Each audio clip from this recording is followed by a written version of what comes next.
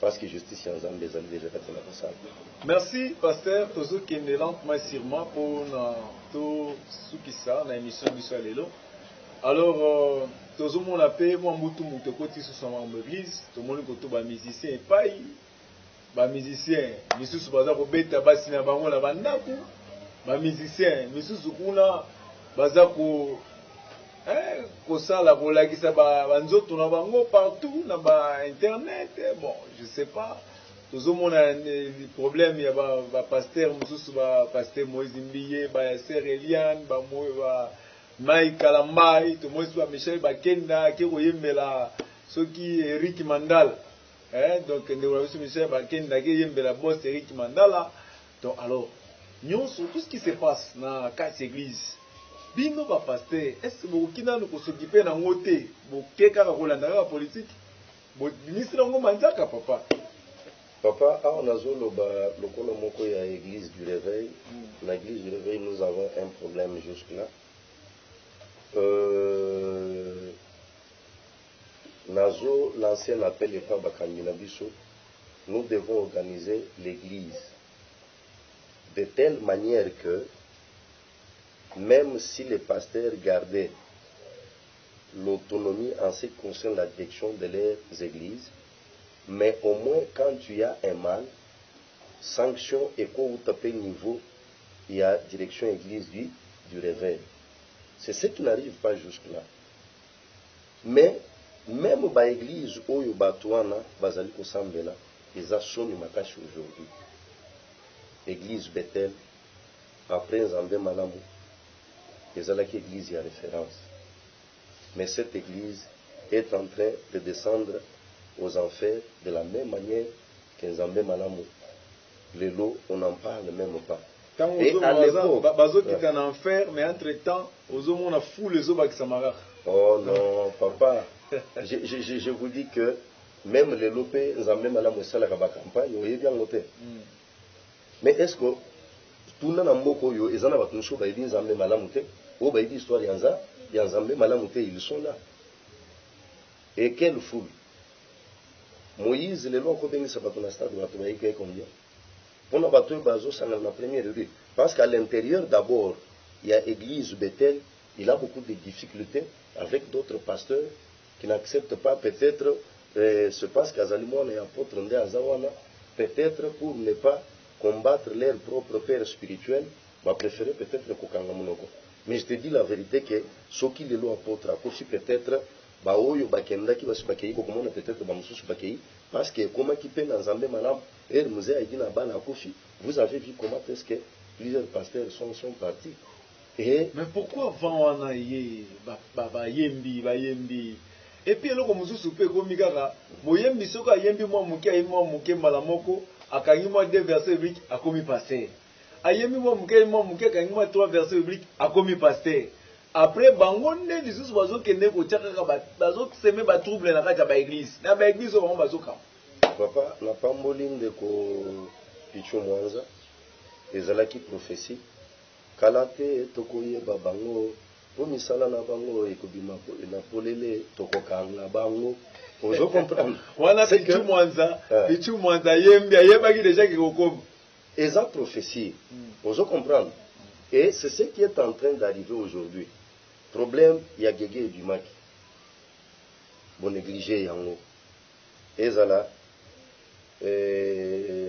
la défunte sœur Marie, Mike Kalambai et Moïse, et vous avez négligé.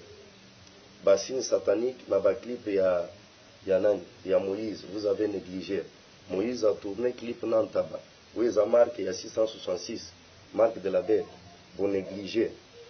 Et aujourd'hui, nous avons besoin de kati ya koyeba na kolakisa bino parce que soki okeye pa ya Mike papa musali na Nzambe abeta mwasi jusqu'à ce niveau-là. C'est bizarre. Quel que soit ma bémoisi à Salaki, on ne pouvait pas arriver jusqu'à ce niveau-là. Et bozo Michel azobine la mandala avandi azobwaka ye musicien mokili mais ya nzambe azoyemba mandala et azo crier azoloba nzambe kolisa bakop c'est que ezalaki kop oyo abandaki kosala mais abanda kosalela azobinela mandala c'est que eza boyeba na komona nzambe Bible ezoloba eza na eloko te oyo ebombani oyo kotikala kashe ete éternellement oyo kozanga kobimela polele te. Peuple congolais, chrétien congolais, nazo mona basali na nzambe mosusu bazo lekisa ba message to soutenir bande na biso eza église eza attaqué. Oui, église eza attaqué parce que biso le tozana ba problème surtout libanda mboka mibali mosusu ba pekisi basi na bango bosolo na ba pasteur ya Congo te parce que bazali ba impidique. Mais biso toza ba impidique te. Mais ça doit nous faire mal parce que bande ko wana bazo bebisa notre réputation.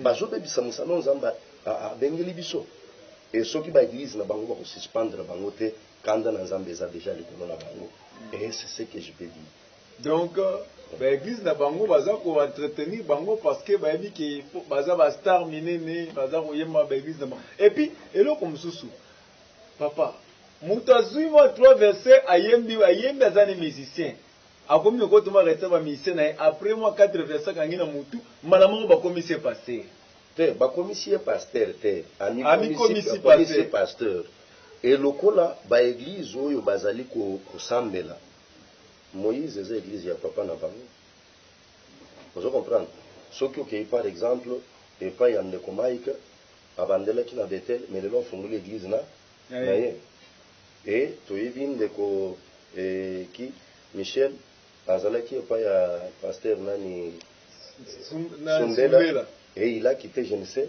où il est. C'est parce que baza bato balingi ba conseil te baza bato balingi encadrement te balingi basa la vie na bango ya bastar na ndenge et balingi parce que bazo utiliser maintenant eloko ya nzambe pour s'enrichir. Et voici pourquoi toutes ces choses arrivent. Babungisi nzambe, c'est ce que je peux dire.